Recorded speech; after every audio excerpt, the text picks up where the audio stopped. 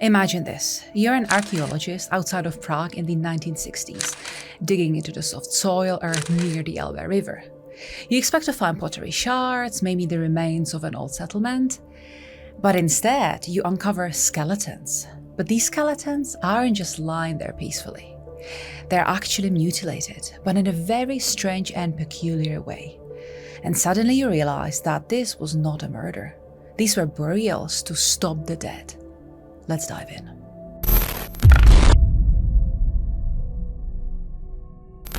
In 1966, in the small Czech town of Čelákovice, just 25 kilometers away northeast of Prague, a group of workers who were digging around the area came upon what first looked like a simple medieval graveyard. So they stopped where they were doing immediately, and they made sure that they secured the site, and then they made a very important call to announce what they just discovered.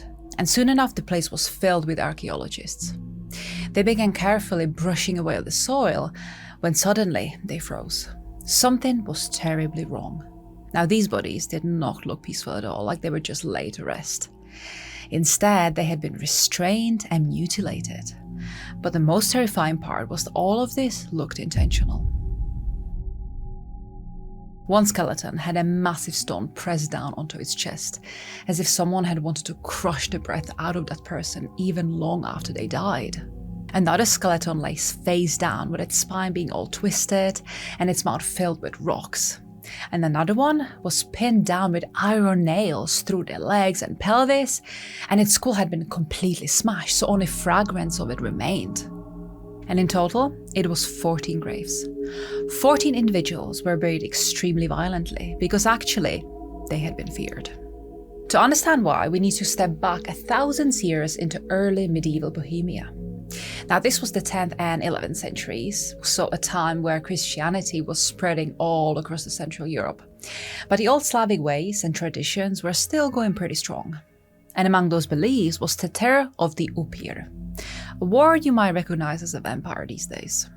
But these were no elegant creatures in capes that you know from the movies, and neither were they romantic figures of Gothic novels. No, the Slavic vampire was something much, much darker. An upír was this restless corpse. It was a body that clawed its way out of the grave, and this bloated, rotting thing was blamed for sickness, crop failures, and for any unexplained deaths. So when children died mysteriously or some unknown disease swept through the village, people would usually begin to whisper, "The dead are feeding on us." And when the fear spread, communities acted. You can almost compare it to the witch trials, except that the villagers would only go after the dead bodies instead of the living. So if a person was suspected of being dangerous after they passed, their grave was simply opened and their bodies were destroyed. But this wasn't out of cruelty. It was actually a desperate self-defense. Because the villagers really thought that by doing this, it was going to save them from whatever illness they were currently suffering from. And what did they do to these suspected vampires exactly?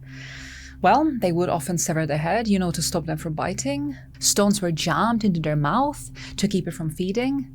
And nails and spikes were driven through their chest and heart to pin it into the earth so they could not rise again. Or the body might have been turned over so to be facing down, so that if it did try to rise, it would just dig itself deeper into the soil.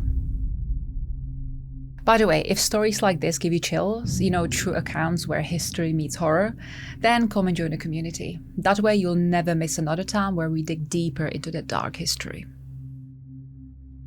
Just like in the case of the witch hunts, people turn these strange exhumations into actual rituals. And in Čelákovice, where these disturbing graves were just uncovered, we see these patterns very clearly. You had 14 skeletons, with each one buried with fear carved into their bones. But there was this one strange thing that the archaeologists noticed. These graves were not like any other burial sites of the time. There were no offerings, there was no respect, and there were no prayers carved into the earth either.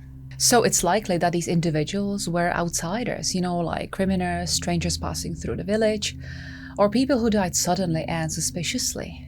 They might have been even the victims of the same disease that was ravaging the village, and so they got blamed after death for spreading it. But then one skeleton in particular really stood out. Its legs were nailed down and its pelvis was pinned with iron. And the skull, it was absolutely smashed into pieces.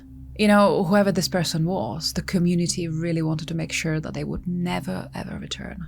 And by the looks of it, those people must have believed that this very person was the upír.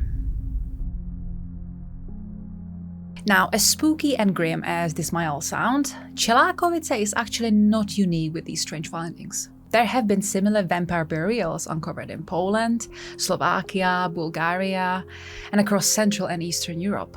But what does make Čelákovice extraordinary is the sheer concentration. 14 graves in one place is one of the largest sites ever discovered. So as you can see, this wasn't an isolated superstition. It was a community practice carried out systematically against those who for some reason stood out to the community. But in the same sense as many religions, they needed something or someone to blame their misfortunes onto. And by undergoing these rituals, they really thought that they were doing everyone a favor. You know, basically by not being able to logically or rationally explain what disease was affecting them, since they didn't have the medical knowledge at the time, they just found themselves a scapegoat instead.